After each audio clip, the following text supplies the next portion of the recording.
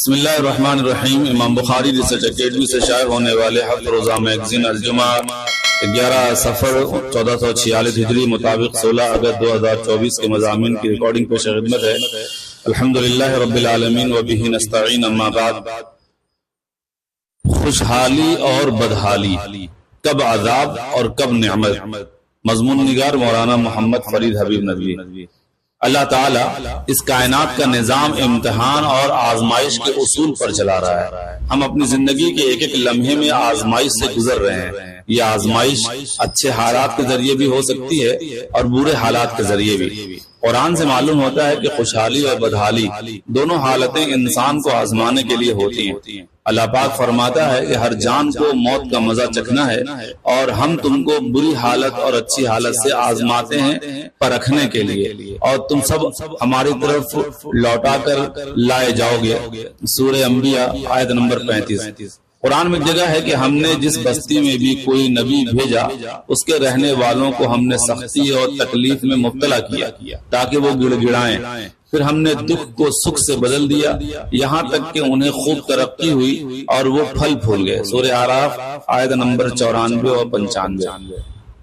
اس سے پتہ چلا کہ خوشحالی اور بدحالی دونوں چیزیں آزمائش کے لیے ہوتی ہیں۔ جب انسان کو ان میں سے کوئی حالت پیش آتی ہے تو اس کا امتحان ہو رہا ہوتا ہے۔ اگر اس کو مصیبت اور تنگحالی کا سامنا ہو تو یہ پرکھا جاتا ہے کہ یہ اس مصیبت میں صبر کرے گا یا بے صبری کا مظاہرہ کرے گا۔ اسی طرح جب اسے خوشحالی کا سامنا ہو تو یہ آزمایا جاتا ہے کہ وہ اس خوشحالی پر شکر کرے گا یا ناشکری دکھائے گا۔ اگر وہ مصیبت میں صبر اور خوشحالی پر شکر کرتا ہے تو یہ دونوں حالتیں اس کے لیے نعمتیں بن جاتی ہیں اور اس کے گناہ مٹنے اور درجات بلند ہونے کا سبب ہو جاتی ہیں۔ اور اگر وہ صبر یا شکر کے بجائے بے صبری اور ناشکری دکھاتا ہے تو یہ دونوں حالتیں اس کے لیے وبال بن جاتی ہے۔ مصیبت کا وبال ہونا تو نظر آتا ہے، مگر وہ جس خوشحالی پر خوش ہوتا ہے وہ بھی اس کے لیے اللہ کی طرف سے ڈھیل ہوتی ہے۔ اس کا انجام وبال ہی کی شکل میں سامنے آتا ہے، کبھی اس دنیا میں اور کبھی اس دنیا میں، یعنی آخرت میں۔ اس طرح خوشحالی اور بدحالی انسان کی آزمائش کے لیے ہوتی ہے، اسی طرح اللہ تعالیٰ کی طرف سے بطور انعام اور بطور عذاب کے بھی ہوتی ہے۔ یعنی جب اللہ تعالیٰ اپنے کسی بندے یا کسی قوم سے خوش ہوتا ہے تو اس پر انعام کرتے ہوئے اسے خوشحالی عطا کر دیتا ہے، اور جب وہ ناراض اور خفا ہوتا ہے تو عذاب کے طور پر مصیبتیں بھیج دیتا ہے۔ قرآن میں بے شمار جگہ یہ بات کہی گئی ہے کہ جب فلاں قوم نے انکار اور سرکشی کا راستہ اختیار کیا تو ہم نے ان پر عذاب کے طور پر بہت سی مصیبتیں بھیج دی۔ مصیبتوں میں بیماریاں، معاشی تنگیاں دونوں چیزیں شامل ہیں۔ چنانچہ کبھی غریبی، مہنگائی، قسم قسم کی بیماریاں اللہ کا عذاب بن کر اترتی ہیں۔ البتہ اس عذاب میں ایک تنبیہ بھی ہوتی ہے تاکہ سمجھ رکھنے والے سمجھ کا مظاہرہ کریں اور ان مصیبتوں کو دیکھ کر اللہ کی طرف رجوع کریں۔ اسی طرح قرآن نے یہ بات بھی کئی جگہ بیان کی ہے کہ جب فلاں قوم نے خدا کو راضی کرنے والے کام کیے تو اس نے انہیں خوشحالی عطا فرمائی، اور بعض جگہ اللہ تعالیٰ نے یہ وعدہ کیا ہے اگر تم ایمان اور نیک عمل پر قائم اور باقی رہو گے تو تم پر زمین و آسمان کی برکتیں نازل ہوں گی۔ سورہ اعراف میں ہے کہ اگر بستیوں والے ایمان لے آتے اور تقوی اختیار کرتے تو ہم ان پر آسمان اور زمین کی نعمتیں اور برکتیں کھول دیتے۔ آیت نمبر 96۔ اس سے پتہ چلا کہ کبھی خوشحالی اللہ کا انعام اور بدحالی اللہ کا عذاب ہوتی ہے۔ اب رہا یہ سوال کہ اس کا پتہ کیسے چلے یہ خوشحالی اللہ کا انعام ہے یا آزمائش، یا اسی طرح یہ مصیبت اللہ کا عذاب ہے یا آزمائش۔ اس کا یقینی جواب تو ممکن نہیں ہے، اس لیے کہ اس حقیقت کا صحیح علم تو اللہ ہی کو ہے۔ البتہ علماء نے قرآن و حدیث کی روشنی میں غور کر کے کچھ علامتیں بتائی ہیں جن سے کسی حد تک اس کا اندازہ ہو جاتا ہے کہ ان حالتوں کی حقیقت کیا ہے۔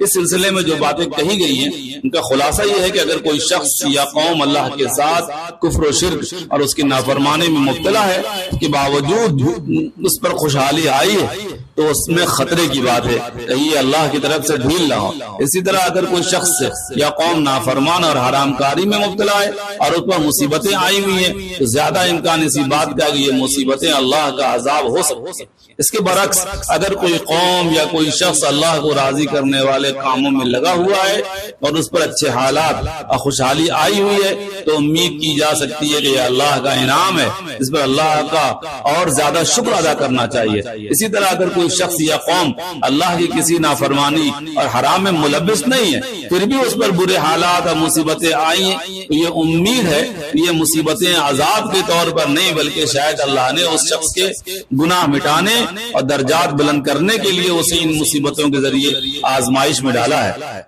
اب اگر وہ ان مصیبتوں میں صبر کرتا ہے تو اس میں اس کی بھلائی پوشیدہ ہے، اور اگر خدا نخواستہ وہ بے صبری دکھاتا ہے، اللہ سے شکوے کرتا ہے تو پھر ڈر ہے کہیں یہ آزمائش اس کے لیے عذاب نہ بن جائے۔ اس تفصیل سے پتہ چلا کہ ہمیں اپنی خوشحالی پر بہت زیادہ مطمئن ہونے کی ضرورت نہیں ہے بلکہ ہمیشہ ڈرتے رہنے اور فکر کرنے کی ضرورت ہے کہ کہیں یہ خوشحالی اللہ کی طرف سے ڈھیل تو نہیں، اور اللہ سے دعا بھی کرنی چاہیے کہ اے اللہ ہماری اس حالت کو اپنا انعام بنا دیجیے، اسے ڈھیل اور عذاب نہ بنائیے۔ دوسری بات یہ کہ ہمیں یہ فکر صرف اپنے بارے میں کرنی چاہیے، دوسروں کے اچھے حالات میں دیکھ کر یہ تبصرہ کرنا اللہ نے اسے ڈھیل دی ہوئی ہے یا اس کے برے حالات دیکھ کر یہ باتیں بنانا کہ اللہ نے اسے عذاب میں مبتلا کر دیا، مناسب نہیں ہے۔ ہمیں اپنی فکر کرنی ہے، دوسروں کے حالات پر زیادہ تبصرہ کرنے سے ہمارا کچھ بھی بھلا نہیں ہونے والا۔ اللہ تعالی ہماری ہر حالت کو ہمارے لیے خیر کا ذریعہ بنا دے، آمین۔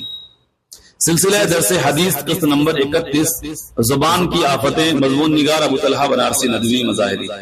نبی کریم صلی اللہ تعالی علیہ وسلم نے صحابہ کرام رضوان اللہ علیہ مجمعین سے خطاب کرتے ہوئے فرمایا، کیا تم جانتے ہو کہ کیا چیز لوگوں کو سب سے زیادہ جنت میں داخل کرے گی؟ وہ اللہ کا تقوی اور خوش اخلاقی ہے۔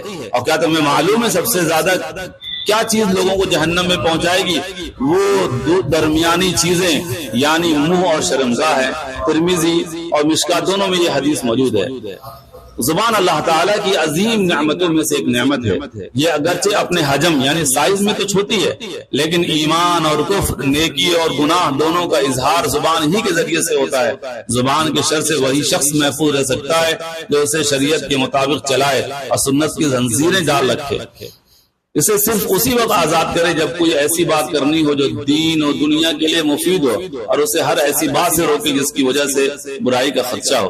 یہ بات معلوم کرنا کہ کون سی بات اچھی ہے اور کون سی بات بری، کہاں زبان کو بولنے کے لیے آزاد کرنا بہتر ہے اور کہاں برا ہے، انتہائی دشوار ہے۔ معلوم بھی ہو جائے تو اس پر عمل کرنا اس سے زیادہ مشکل ہے۔ انسان کے اعضاء میں سب سے زیادہ نافرمانیاں زبان سے ہی ہوتی ہیں کیونکہ اسے حرکت دینے میں نہ تو کوئی دقت و تھکن ہے نہ ہی کوئی خرچہ۔ لوگ زبان کی آفات سے بچنے میں سستی برتتے ہیں، اس کے شر کو معمولی سمجھ کر نظر انداز کر دیتے ہیں، حالانکہ یہ شیطان کا سب سے خطرناک اور بڑا ہتھیار ہے۔ اس کے ذریعے وہ اللہ کے بندوں کو شکست دیتا ہے، انہیں گمراہی کے راستے پر چلنے پر مجبور کر دیتا ہے۔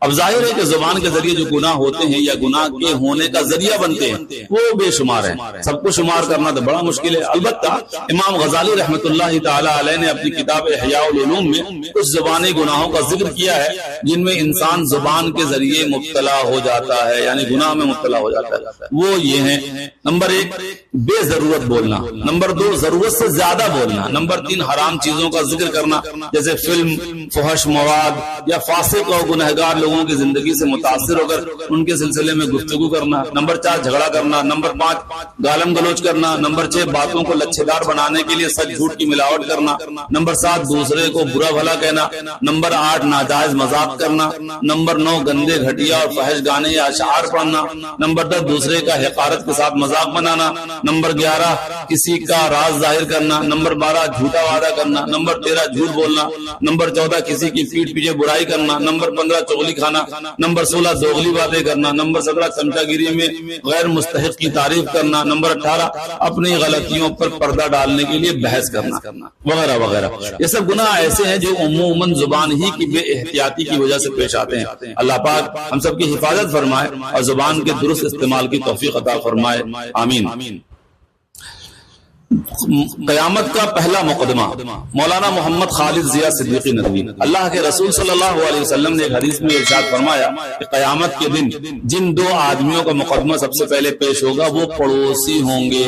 مسند احمد حدیث نمبر 17372۔ یہ حدیث بہت زیادہ چوکانے دینے والی ہے۔ اس حدیث میں یہ مضمون بیان کیا گیا ہے کہ قیامت میں جب اللہ تعالیٰ کا دربار لگے گا اور وہاں ہر شخص کو اپنے کیے کا حساب دینا ہوگا تو بندوں کے حقوق کے سلسلے میں سب سے پہلے اللہ تعالیٰ ایسے دو پڑوسیوں کو فیصلے کے لیے بلائے گا جو دنیا میں ساتھ اور پڑوس میں رہا کرتے تھے، لیکن ان میں سے ایک دوسرے کو ستاتا تھا، تکلیفیں دیا کرتا تھا۔ پھر اللہ تعالیٰ ظالم کے خلاف سزا کا فیصلہ سنائے گا۔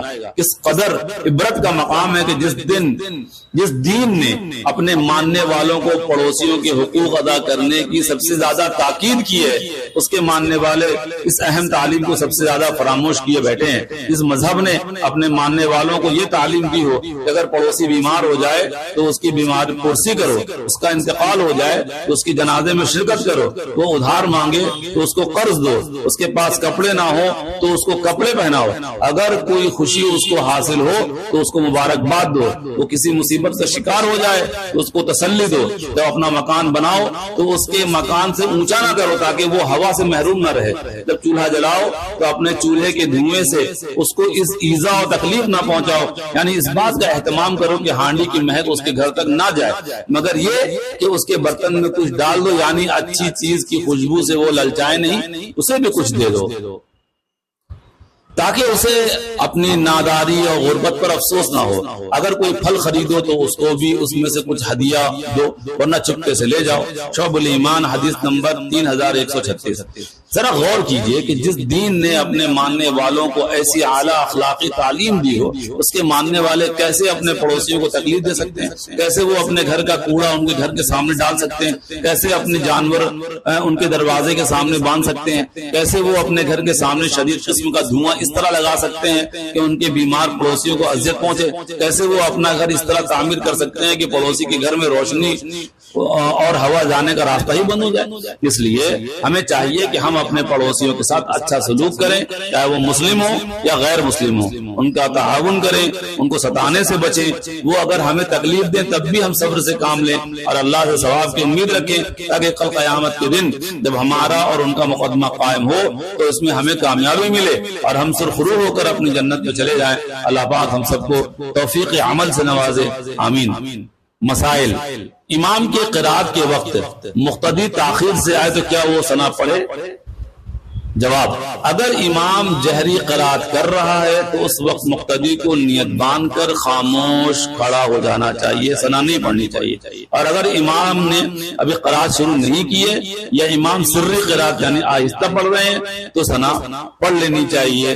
دارالفتاء بنوری ٹاؤن۔ السلام علیکم ورحمۃ اللہ وبرکاتہ۔